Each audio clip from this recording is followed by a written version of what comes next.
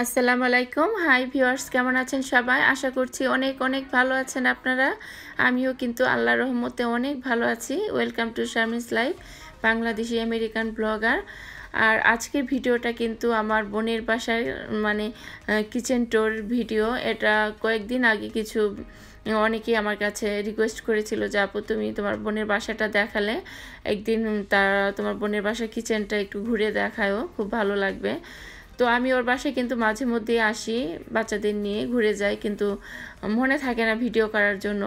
তো আজকে যেহেতু আসছি, বিকেল 5:30টার দিকে আসলাম ওর বাসায়। আর যখন আসছিলাম তখন কিন্তু অনেক রোদ ছিল এবং গরমও ছিল। হঠাৎ করে ওয়েদারটা খারাপ হয়ে গেল। দেখতে পাচ্ছেন এই যে আকাশে কিন্তু মেঘ জমে গেছে, মনে হয় বৃষ্টি আসবে। 7:30টার দিকে বৃষ্টি আসার কথা। তো ওয়েদারটা কিন্তু খুব খারাপ হয়ে গেল, মানে হঠাৎ করে থাকতে থাকতেই দেখলাম যে আকাশ অন্ধকার হয়ে যাচ্ছে, ওয়েদারটাও চেঞ্জ হয়ে গেল।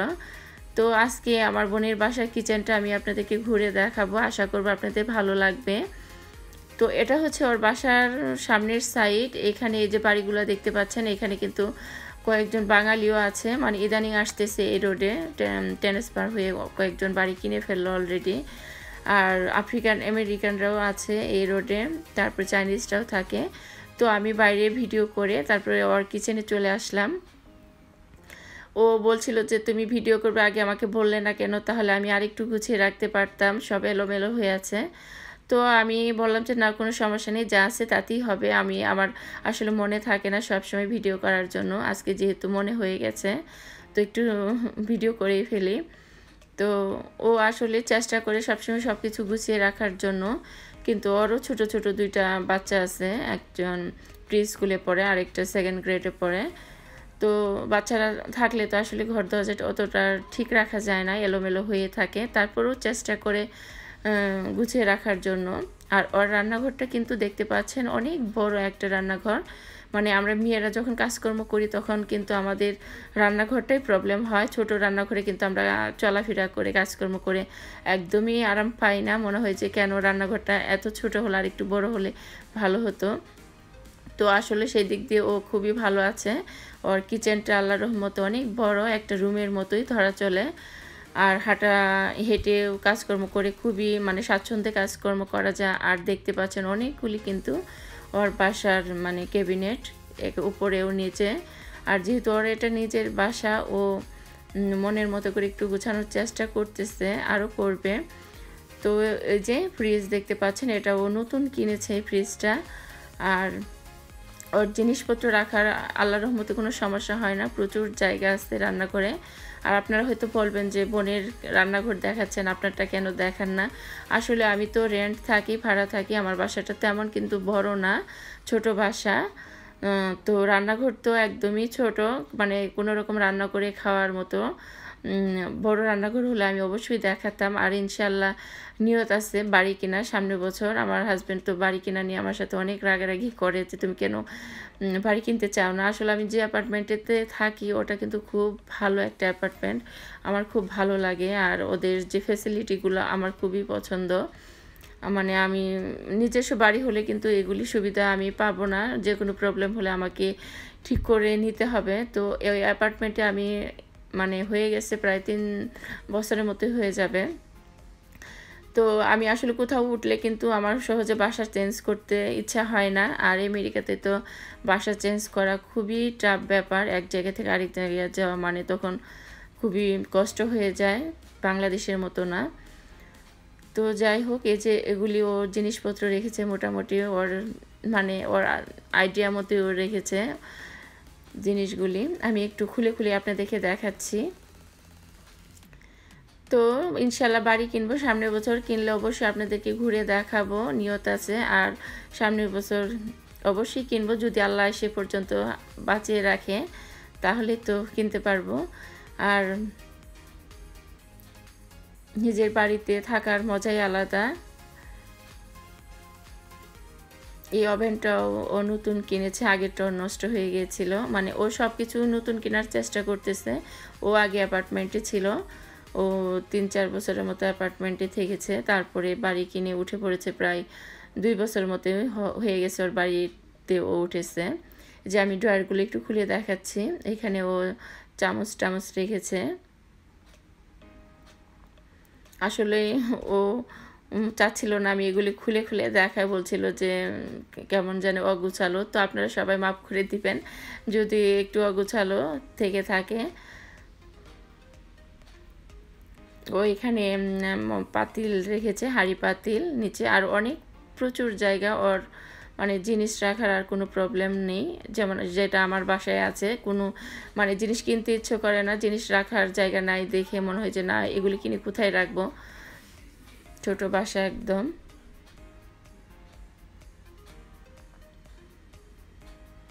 আর এখানেও কিছু কোক, জুস এগুলি রেখেছে, ব্লেন্ডার।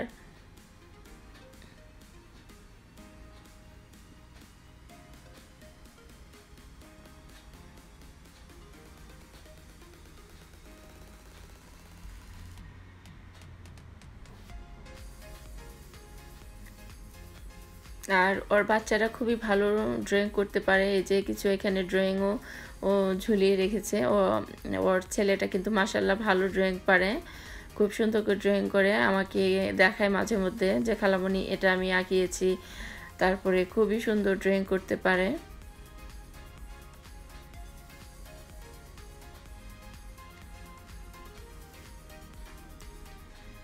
আর এখানে কিছু ওই যে ফুলের গাছ রেখেছে। ও বাইরে গেলে মাঝে মধ্যে ফুলের টব গাছ কিনে নিয়ে আসে, ও গাছ খুবই ভালোবাসে।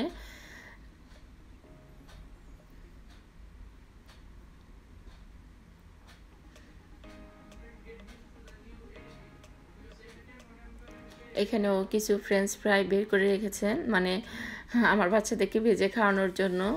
আর বাচ্চারা তো ফ্রেঞ্চ ফ্রাই খেতে খুবই ভালোবাসে।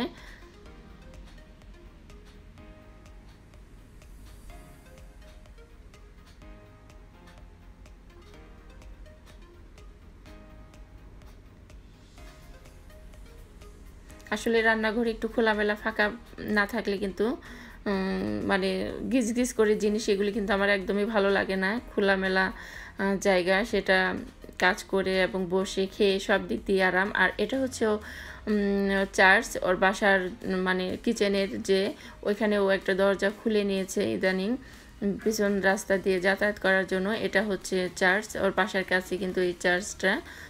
আর এই চার্চের মাঠেও মাঝে মধ্যেও বাচ্চাদের নিয়ে খেলাধুলা করায়, যেহেতু ওর সামনেও রাস্তা পিছনেও রাস্তা। তো এখানে ওর আগে দরজাটা ছিল না, ও খুলে নিয়েছে, তাতে ওর যাতায়াত করার সুবিধা হয় এখন। আর গাড়ি পার্কিংও আছে নিচে, গাড়ি রাখার নিজস্ব পার্কিং, এটা মানে রাস্তায় রাখতে হয় না। আর চার্চ থাকার কারণে এখানে কিন্তু খুবই ডিসিপ্লিন মতোই সবাই চলাচল করে, মানে অতটা নোংরামি এখানে কেউ করতে পারে না, পরিষ্কারই রাখা হয় সব সময়, যেহেতু ওদের এখানে চার্চ। আর এই যে মাঠে মাঝে মধ্যে আমার বাচ্চাদেরকেও নিয়ে আসি, এনে সাইকেল চালায়, বাচ্চারা খেলাধুলা করে, বল টল খেলে, আমার বাচ্চা এবং আমার বোনের বাচ্চারা মিলে। আর আকাশটা হঠাৎ করে খারাপ হয়ে গেল, অন্ধকার হয়ে যাচ্ছে, বৃষ্টি আসবে 7টার দিকে ওয়েদারে মানে দেখাচ্ছে যে 7টা থেকে বৃষ্টি। তো ওই যে আমার বোন ফ্রেঞ্চ ফ্রাই করতেছে বাচ্চাদের জন্য, আর হটডগ দিচ্ছে। ওরা হটডগটা খুবই ভালোবাসে বাচ্চারা। হটডগটা কিন্তু একদমই হালাল, ও বাংলাদেশিদের দোকান থেকে নিয়ে এসেছে। আমাকে বললো আপু এটা কিন্তু আমি হালাল, তোমরা খেতে পারো, কোনো সমস্যা নেই, এটা বাঙালিদের দোকান থেকে কেনা। আর বাচ্চারা ফ্রেঞ্চ ফ্রাই হটডগটা খুবই ভালোবাসে খেতে।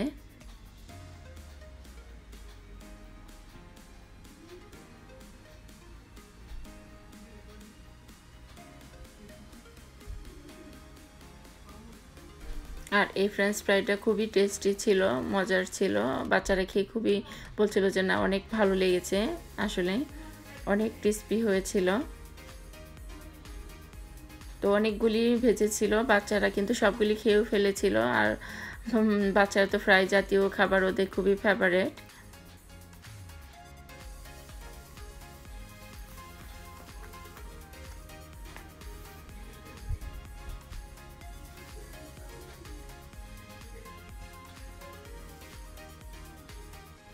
এই যে একবার ভেজে আবারও ভাজতেছে। আমি বললাম যে না এতটুকু হবে, ও বলছে না আরও ভাজি, ও আবার ভাজতেছে।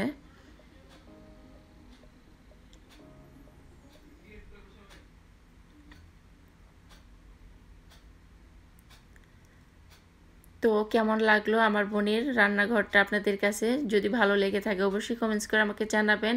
আর আমার চ্যানেলটা যদি আপনাদের কাছে ভালো লেগে থাকে অবশ্যই আমার চ্যানেলটাকে সাবস্ক্রাইব করবেন, লাইক দিবেন আর আমার চ্যানেলটার সাথেই থাকবেন। আর আজকের ব্লগটা কেমন লাগলো অবশ্যই কিন্তু আমাকে কমেন্টস করে জানাবেন। সবাই ভালো থাকেন, সুস্থ থাকেন এই শুভকামনায় আজকের মতো আমি বিদায় নিচ্ছি। আল্লাহ হাফেজ।